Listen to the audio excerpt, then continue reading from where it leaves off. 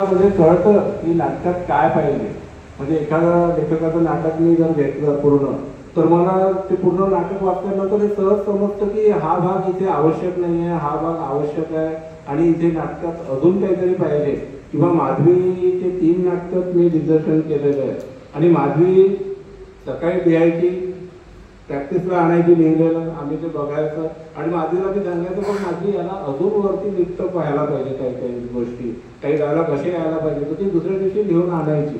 कारण ते मला तो प्रोग्राम म्हणा की तो पॅटर्न मला खूप सहज जमतं, पण लिहिता येत नाही कारण माझ्याकडे तितके मला वाटतं मला शब्द नाही आहेत तितके माझ्या मनात, म्हणजे लिहिता नाही येणार.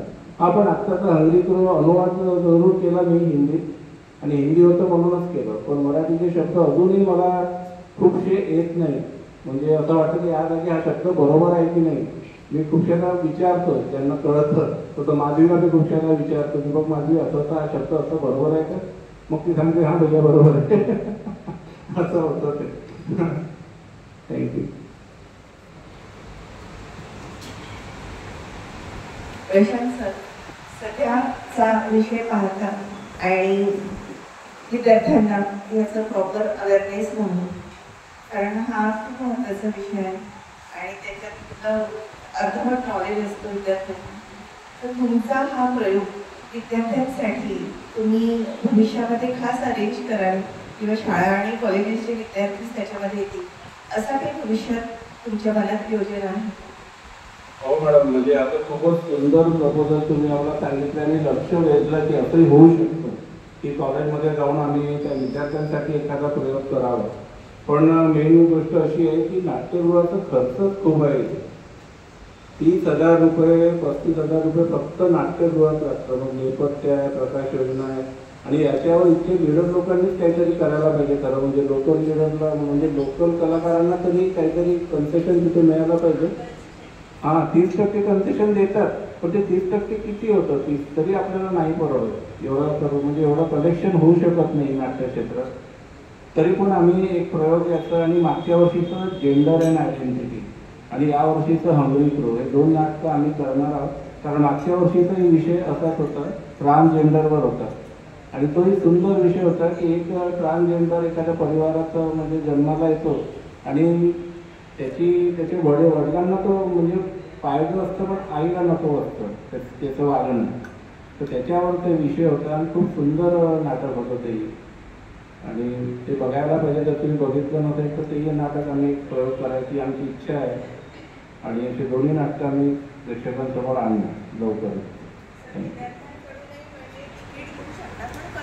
हां, नाही आमचं तर की 50-100 रुपयेच तिकीट ठेवायचं. बस तसंच करणार आहे की लोकांनी जास्तीत जास्त लोकांनी ते दोन्ही नाटकं बघावं अशी आमची इच्छा आहे. सामाजिक संस्था आहेत की ज्या सामाजिक विकासासाठी काम करतात, त्या सगळ्या संस्थांना एकत्र घेऊन त्यांच्याकडनं आर्थिक मदत घ्यायची आणि आपल्याकडे कॉलेजचे इतके विद्यार्थी आहेत त्यांना गरज आहे हा विषय समजून घेण्याची, तर त्याच्यासाठी आपण त्यांच्याकडनं खर्च काढू शकतो ना. हा चांगला विषय आहे, पण म्हणजे विचार करू याच्यावर, म्हणजे संस्थांना सोबत घेऊन. हां, याचा हा विषय असा आहे त्यांच्यासाठी.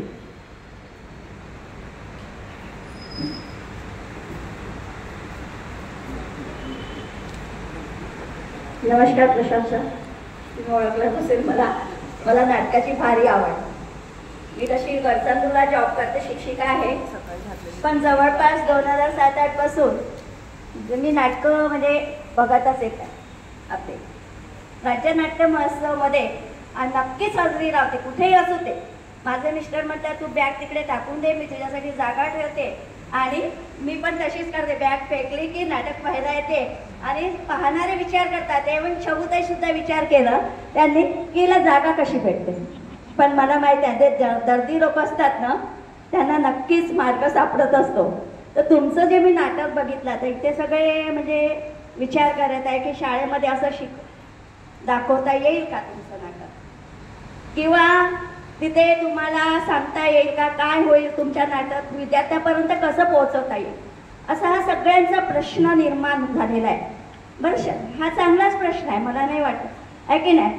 परंतु मला असं वाटते की जे कोणी ते टीचर असेल किंवा शिक्षक असेल तर त्यांनी बघितल्याबरोबर दुसऱ्या दिवशी हे आपल्या शब्दामध्ये त्या विद्यार्थ्यांपर्यंत पोहोचवायला पाहिजे होतं असं मला वाटते. म्हणजे तुम्ही तर नक्कीच पोहोचण्याचा प्रयत्न कराल, आम्ही तुम्हाला आग्रही करू.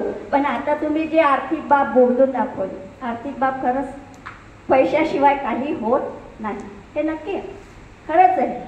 पण तुमचं जे मी नाटक बघितलं आणि मी पोक्सोचं ट्रेनिंगसुद्धा केलेलं आहे इथे, तर माझं जे म्हणजे गडचंदूर हे जे गाव आहे अत्यंत खूप खेड आहे आणि तिथे जे विद्यार्थी आहे तुम्ही विचारसुद्धा नाही करणार, 5वी पासूनच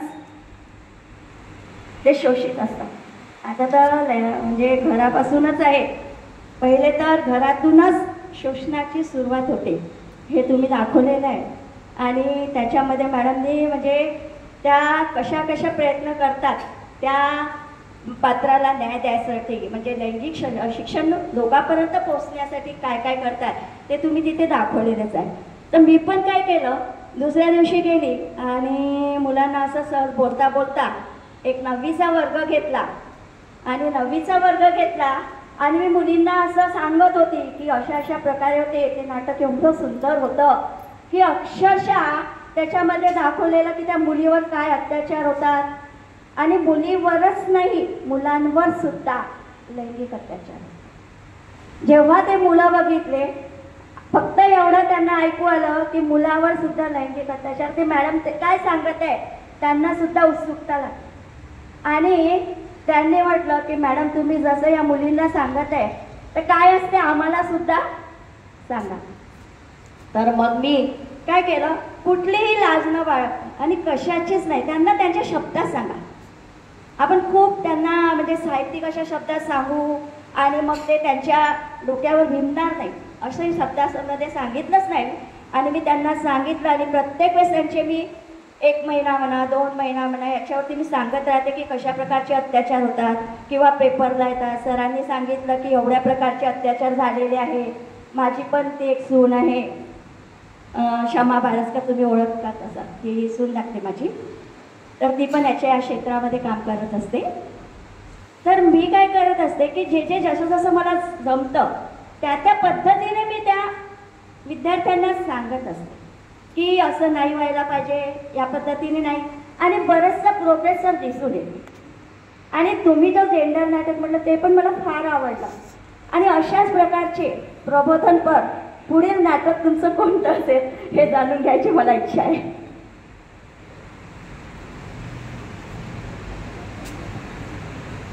हे दोन्ही नाटकांचे विषय इतके म्हणजे सेन्सिटिव्ह होते की आता नवीन नाटक अजून वेळ आहे, पण आम्ही शोधतोय तसंच की काहीतरी नवीन लोकांसमोर आणता येईल का.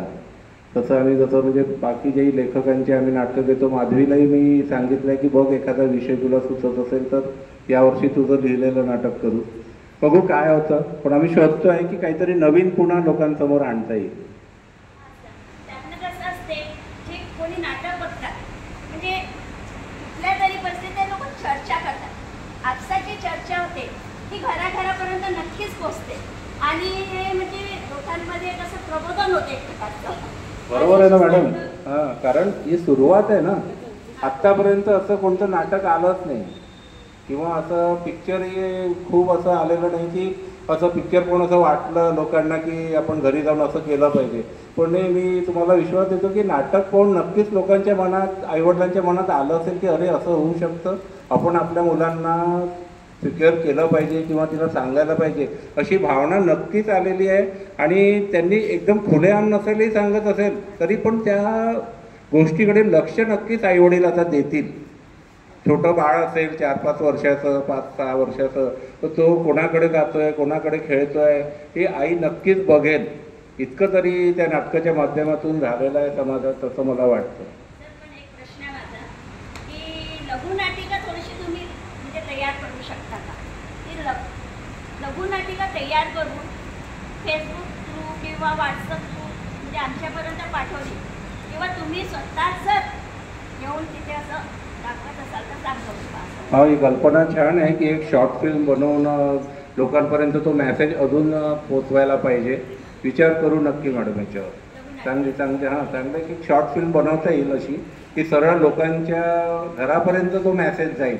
ज्यांनी जे नाटक बघितलं नाही किंवा नाटक ज्यांना आवडत नाही किंवा नाट्यरसिक नसतील त्यांच्यापर्यंतही तो माध्यम म्हणजे हा विषय पोहोचू शकेल. छान छान कल्पना आहे, बघू तसं विचार करू. शिक्षक आहे म्हणजे अध्यक्ष आहे, त्यांच्या मुलीने लव्ह मॅरेज केलं होतं. एक नाटक असंच आम्ही बघितलं आणि त्यांना मी सांगितलं होतं त्याचं नाटक असं ते गोकुळ दवनेने केलं होतं. मला नाटकाचं नाव नाही आठवत आहे, पण मला खूप आवडलं. मी त्यांना एकदा सांगितलं सर तुम्ही काही नाही ते नाटक या बघायला. म्हणजे त्यांना मला हे सांगायचं होतं की त्या नाटकामध्ये काय दाखवलं आहे की लव्ह मॅरेज झाल्यानंतर काय त्या मुलीवर दिसते आणि काय तिच्या आईवडिलाच्या भावना असतात, वडिलाशी ती कशी कनेक्ट होते ते मला त्यांना सांगायचं होतं. आणि नाटकाच्या स्वरूपात असे बरेचसे असतात सर विषय की जे म्हणजे एकदम भावनिक असतात. धन्यवाद सर. थँक्यू. नमस्कार सर. लैंगिक शिक्षण आजच्या काळाची गरज आहे आणि इथे जे सर्व कलाकारांनी अतिशय उत्तम भूमिका मांडली. संवाद पण फेक होते मी बघितलं आहे. आणि अंगिक, वाचिक, कायिक, मानसिक आणि शारीरिक या पाचही बाबींचं अगदी मनसोक्त अगदी मनातून त्यांनी अभिनय केला आहे. आणि त्या पद्धतीनं दिग्दर्शनाचं जे तुम्ही काम बघितलं आहे मला माहिती आहे आजच्या विश्वात तुम्हाला ओळखतं आहे. जी भूमिका असते आपली आणि सोच जी असतं आहे समाजव्यवस्थेबद्दल याच्याबद्दल सगळ्या बाबीबद्दल ती काही वेगळं पण असतं आहे आणि ते मला आवडतं आहे. मुळात सांगायचं म्हणजे स्पष्ट क्लिअर आणि ते अगदी रास्त आहे आणि सगळ्या कलाकारांनी चांगल्या प्रकारे मांडलं आहे. मला आनंद आहे. थँक्यू. धन्यवाद.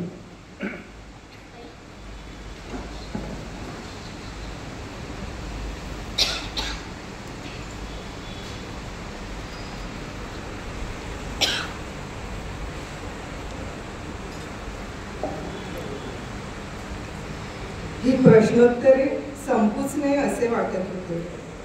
इतकी रंगत वाढत चालली होती. पण नाटकाचा पडदा जसा उघडत असतो तसाच पडतही असतो. चंद्रपुरातील ही नाट्य चळवळ दिवसेंदिवस वृद्धिंगत होत राहावी आणि चंद्रपूरला केवळ महाराष्ट्र पातळीवरच नव्हे तर देश पातळीवरही नावलौकिक मिळावा अशी मंगल कामना करीत आजच्या या कौतुक सोहळ्यात सहभागी झालेल्या साऱ्या कलाकारांचे आणि त्यांना उत्स्फूर्त दाद देणाऱ्या साऱ्या वारकऱ्यांचे आभार मानित पुढील महिन्यात एका नवीन विषयासह भेटण्याची ग्वाही देत मी संगीता रंगदेवतेला अभिवादन करून आजच्या या कार्यक्रमाचा पडदा पाडते. धन्यवाद. शुभरात्री.